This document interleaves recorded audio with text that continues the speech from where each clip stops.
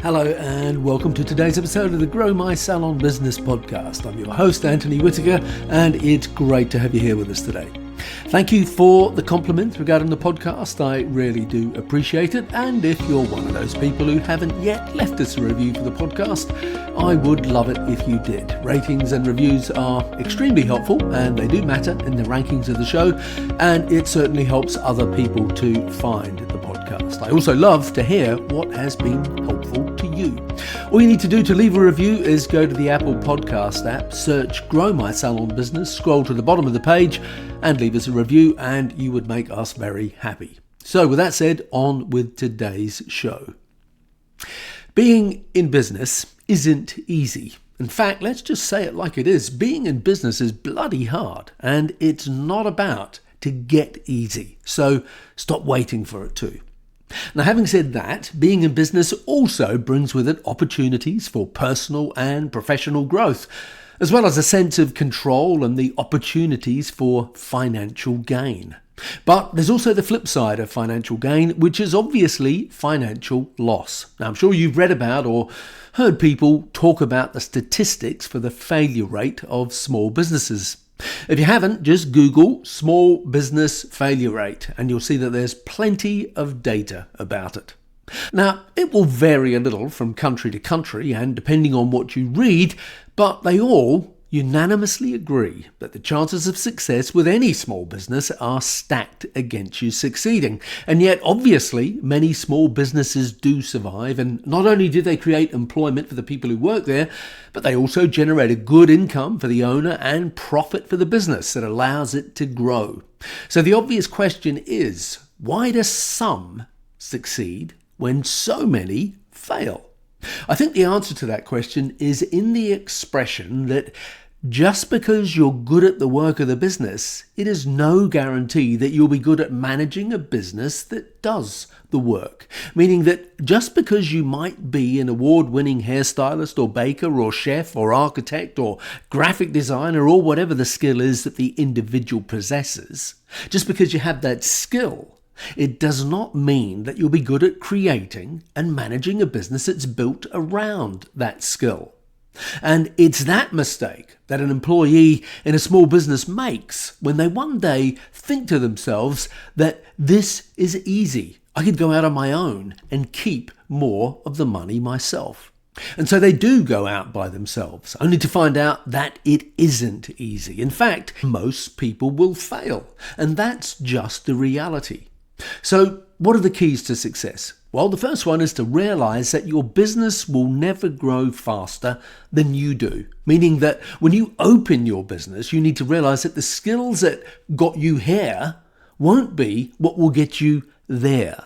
So you better learn new skills, the skills of business, not just the skills of the stylist, because while the skills of the hairdresser is what's gotten you this far, they're not the skills that you will need to manage and grow a business. So you need to learn the skills of management and marketing and finance and leadership. And that's a never-ending journey. And so, first and foremost, if you want to succeed, you better commit to being a lifelong learner. Now, in reality, there is no 5-step plan that you can learn in a day or two. There is no single book to read or course to do. Being in business is a never-ending journey of ongoing education. But not just any education, because probably the single biggest reason that businesses fail isn't about the failure to deliver a good product or service. No, that's not it at all. The single biggest reason that small businesses fail are through financial mismanagement. And that's where being in business is brutal. And it will take no prisoners, because when the business doesn't work from a financial perspective, meaning when you can't pay the bills, then the business will collapse like the proverbial pack of cards. And yet, it's that financial mismanagement, especially for hairdressers, that is typically their weak spot. Because although spending money is fun, managing money isn't. In fact, managing money can be deadly boring. It can be intimidating, and it can expose the weaknesses that you might have, and it can make you feel stupid. But side note here, don't believe that you're stupid for a moment, because you're not. But for most hairdressers, the reality is that managing the financial side of business is not fun or creative or exciting or entertaining, because managing money effectively involves some simple maths and maybe some spreadsheets and some competence with pretty basic technology. And occasionally it means talking to people who don't always understand you, and they don't dress like you or think like you. But the really unnerving thing is that they can see right through the facade that you put up, meaning that they're looking at your business naked. They can see exactly what's going on. And all that smoke and mirrors that you might use with other people simply doesn't cut it with the accountant, because they can look at your numbers and know exactly what the reality is. But here's the thing. The accountant is there to help you. But for them to be at their most helpful, you have to meet them halfway, meaning that you need to understand what it is that they're talking about. Now, that doesn't mean that you have to become an accountant or even a bookkeeper, but it does mean that you need to learn to speak the language of business. And I promise you that that's not as hard as you might think. So, here's my list of the 5 most important things that you need to get on top of to ensure that you grow a successful and profitable business. So the first thing that you need to do is you need to learn to balance your budget, meaning that you need to make sure that the monthly expenses of the business don't exceed the monthly income. Now that sounds simple enough, and do you know what? It is. But the reality is that most salons don't even have a budget. So how can you balance a monthly income and outgoings if you don't have a budget to compare it against? The second thing you need to have in place is a system to track your spending. That means that you need to have a cash flow forecast, and you need to look at it every day and update it at least on a weekly basis. Now, the cash flow forecast allows you to look into the future and forecast what money you anticipate coming into the business and what money you anticipate going out of the business. With a cash flow forecast in place, it takes all the guesswork out of managing your finances, and it gives you a sense of comfort as you look into the future, and you can see where the cash flow problems of the business might be before they actually become a problem.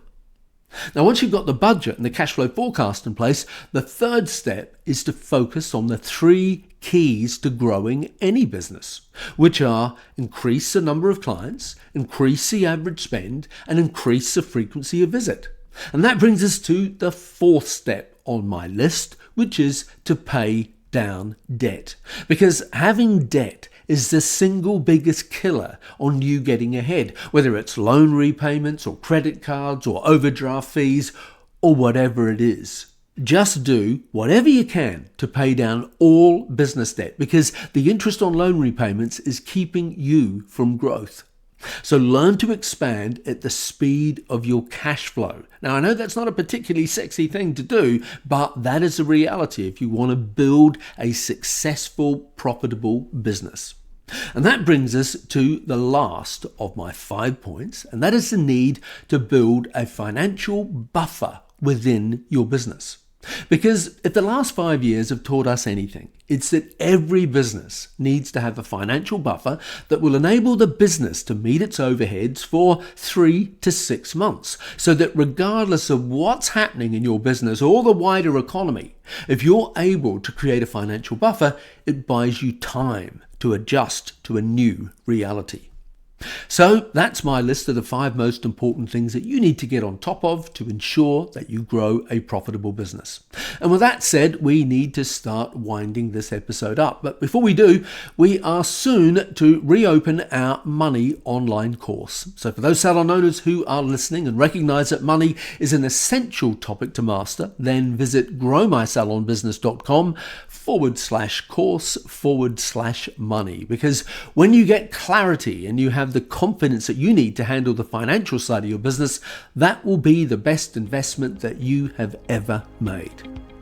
So if you want to find out more, go to growmysalonbusiness.com/course/money and join the waitlist so that you get priority notification as soon as enrollment opens. And I'll put that link in the show notes for today's podcast. So with that said, thanks for listening, and I will see you next week.